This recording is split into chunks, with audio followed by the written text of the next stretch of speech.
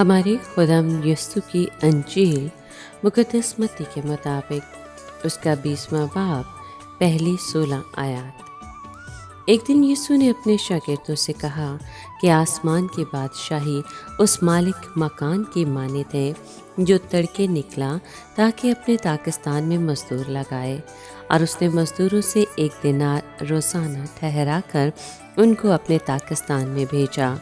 और उसने तीसरी घड़ी के करीब बाहर जाकर औरों को बाजार में बेकार खड़े देखा और उनसे कहा, तुम भी मेरे ताकिस्तान में जाओ और जो वाजिब है तुम्हें दूंगा। सो वो गए।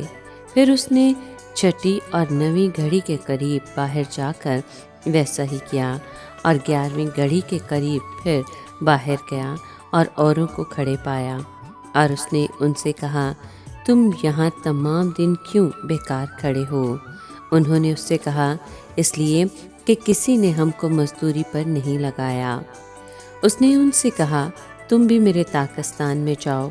जब शाम हुई तो ताकिस्तान के मालिक ने अपने कारिंदे से कहा कि मजदूरों को बुला और पिछलों से लेकर पहलों तक उन्हें उनकी मजदूरी दे दे। जब वो आए जो 11वीं घड़ी के करीब लगे थे तो उन्हें 1-1 दिनार मिला, पर जब पहले आए तो उन्होंने ख्याल किया कि हमको ज़्यादा मिलेगा, मगर उनको भी 1 दिनार मिला। और वो लेकर मालिक मकान पर कुड़कुड़ाने लगे, ये कहकर कि इन पिछलों ने 1 ही घंटा काम किया और तूने उन्हें हमारे बराबर कर दिया, जिन्होंने दिन भर का बोझ उठाया और सख्त धूप सही। मगर उसने जवाब देकर उनमें से एक से कहा, ए मियाँ, मैं तेरे साथ बेइंसाफ़ी नहीं करता। क्या तूने मुझसे 1 दिनार नहीं ठहराया था? जो तेरा है ले और चला जा। मेरी मर्ज़ी ये है कि जितना तुझे देता हूँ उतना ही उस पिछले को भी दूँ। या क्या मुझे रवा नहीं कि जो कुछ मेरा है उससे जो चाहूँ सो करूँ?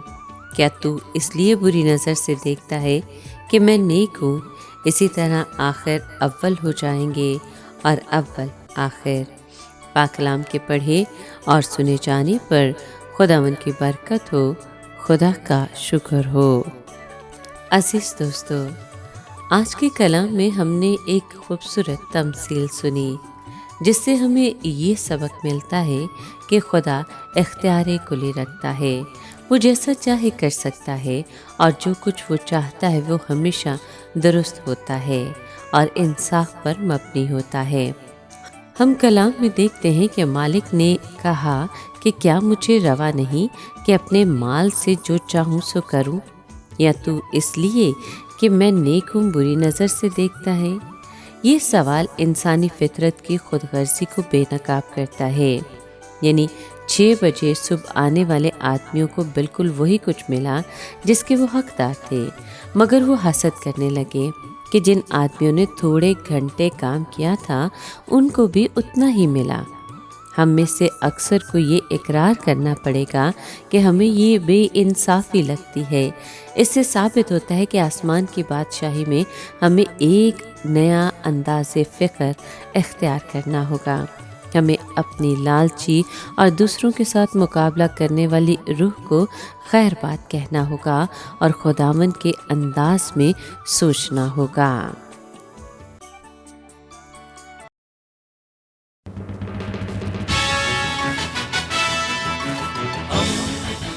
दोस्ती का पैगंबर, रेडियो वेरितास एशिया।